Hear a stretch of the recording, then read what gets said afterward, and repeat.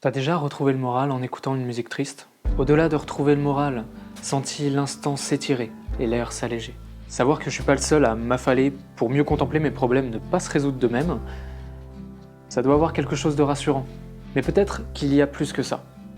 C'est en tout cas ce que propose Susan Cain dans son livre Bittersweet. Les bittersweet, qu'on pourrait traduire par doux amer, ce sont ces moments où être triste est presque agréable. En psychologie, on dit que chaque émotion a une utilité. La peur nous protège des dangers, la colère évite qu'on profite de nous. Si jusque-là c'est assez logique, à quoi sert la tristesse?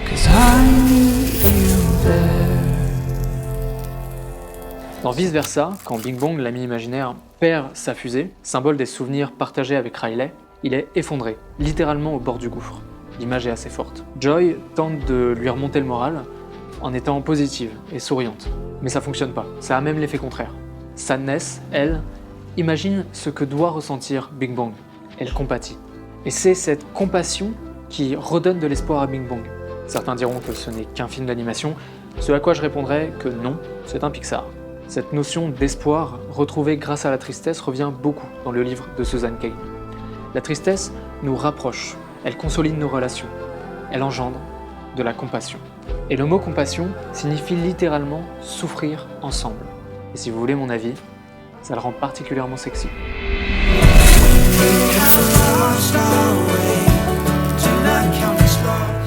Tous ceux qui, devant Vice Versa, ont lâché une larme, ou plusieurs, auront compris que ces moments bittersweet peuvent arriver devant un film, une photo, une peinture, ou encore, et je sais que ça parlera à pas mal d'entre vous, en écoutant de la musique triste.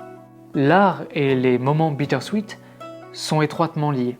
L'étude How Are You, My Dearest Mozart, en analysant plus de 1400 lettres de Mozart, Liszt et Beethoven, a mis en évidence que les émotions négatives partagées dans les lettres de ces artistes prédisaient leurs périodes les plus prolifiques.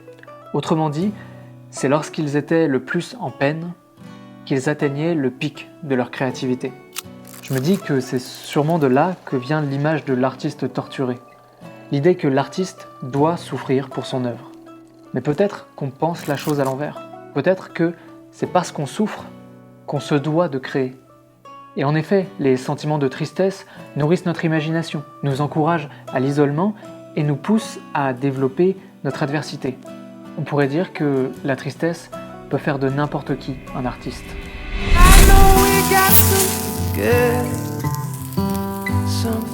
Certains ont peur de se retrouver dans cette situation de bittersweet. Ils ont peur de ne pas en revenir. Mais c'est un état passager. Et si on l'accepte, j'aime penser que ça peut devenir un super pouvoir. La tristesse est un outil social et un levier pour développer notre créativité. Être triste facilement, arriver à se laisser envahir par nos émotions, ça peut être une bonne chose. Tu sens l'ode à la sensibilité qui se dessine peu à peu. Mais c'est exactement ça.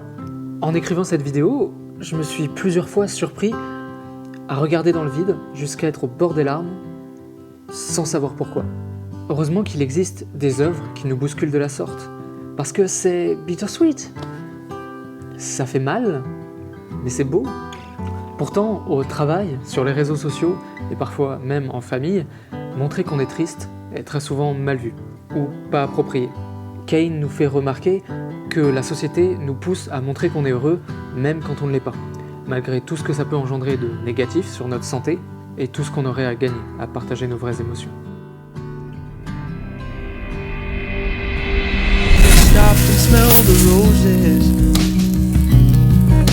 Chacun a sa façon d'appréhender ces moments bittersweet. Cain les appelle « the perfect and beautiful world ».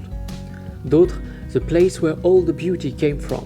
Ou encore, sûrement ma préférée, « the mysterious power which everyone senses but no philosopher explains ». Dans tous les cas, les instants bittersweet font partie intégrante de nos vies. Et les accueillir ne peut que nous faire du bien.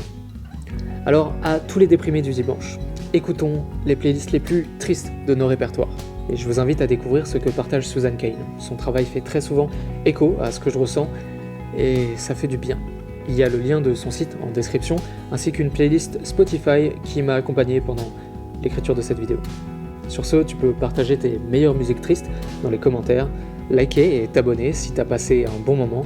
Moi, je vais aller regarder un film bien triste. Peut-être un Pixar. Avec un plaid. Et un chocolat chaud. Slow down and listen for a heartbeat with everything in motion.